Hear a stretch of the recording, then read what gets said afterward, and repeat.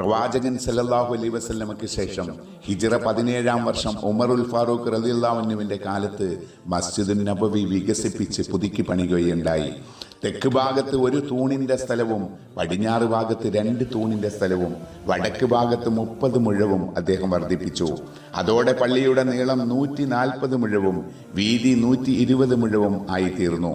പ്രവാചകൻ സല്ലല്ലാഹു അലൈഹി വസല്ലമയുടെ കാലത്തുണ്ടായിരുന്ന അതേ രൂപത്തിൽ ഇഷ്ടികയും ഈത്തപ്പന തൂണുകളും പട്ടയും മറ്റും ഉപയോഗിച്ചാണ് ഉമർ റളിയല്ലാഹു അൻഹു പള്ളി പണിതത്.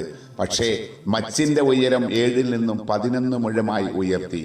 ബാബു ജിബ്രീലിന്റെ വടക്ക് ഭാഗത്ത് സ്ത്രീകൾക്ക് മാത്രം പ്രവേശിക്കാനായി സ്ഥാപിതമായ ബാബുന്നിസയും ഉമർ റളിയല്ലാഹു അൻഹുവിന്റെ കാലത്ത് നിലവിൽ വന്നതാണ്. വടക്ക് ഭാഗത്ത് 2 വാതിലുകൾ നിർമ്മിക്കപ്പെട്ടു.